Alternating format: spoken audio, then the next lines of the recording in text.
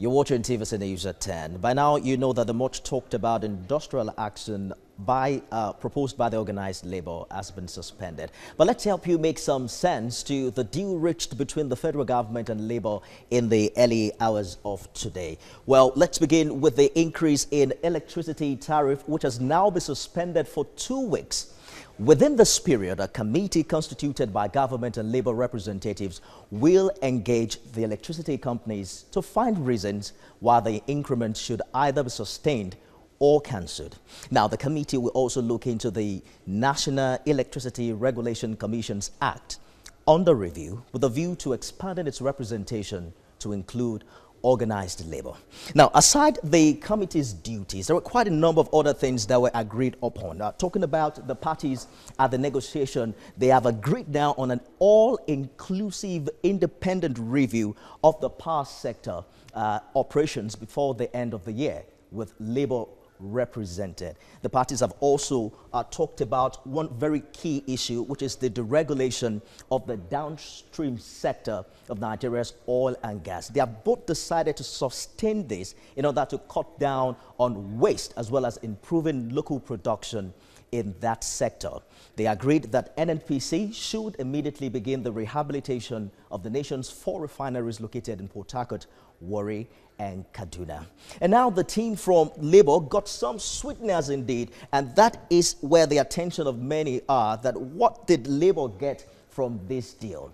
The federal government will in 2 weeks unveil a specific amount of money to be isolated from the Economic Sustainability Program Intervention Fund and be accessed by Nigerian workers. Well, that's putting a smile on some faces, depending on how it's going to be implemented. The federal government is expected to facilitate tax holiday as well on minimum wage. And indeed, the federal government is not also going to stop there. They will make available to organized labor mass transit buses for major cities across the country on a scale-up basis thereafter to all states and local governments. That should happen before December 2021. The big question, however, is what really has changed?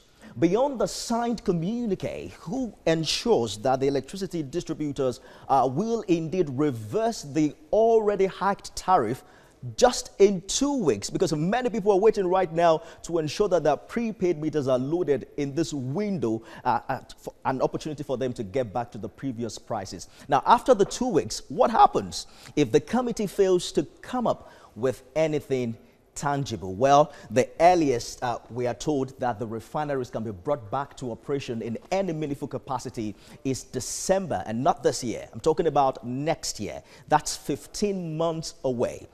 In the meantime, pump price of petrol remains high and will even get higher when it's attending ripple effect on a steady rise. And that is the concern for every concerned Nigerian. That's the reality that people will have to contend with. But in the meantime, representatives of labor may have succeeded in arm-twisting government and getting themselves into positions that eluded them in the past. For instance, NNPC is now compelled to admit representatives of labor into its steering committee.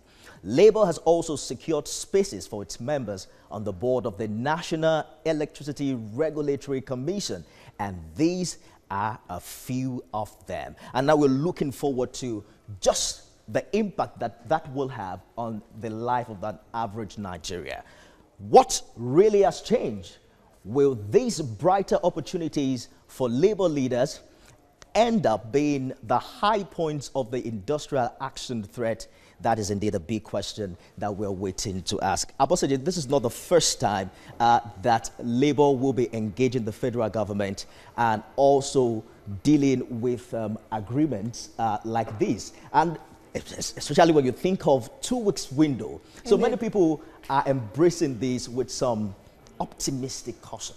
Indeed, optimistic hustle, and 2 weeks is really a short time. It's really a little while to get to know what the technical subcommittee would come up with, because not just labor, but even government is waiting to hear what they would say, and that would eventually determine what happens after now. But of course, some civil rights activists still went out on the streets in Ibadan to protest that even though labor doesn't go, we civil rights activists will be on the street. We hope this favors the masses, favors the government, and Nigeria will make good progress from all of this.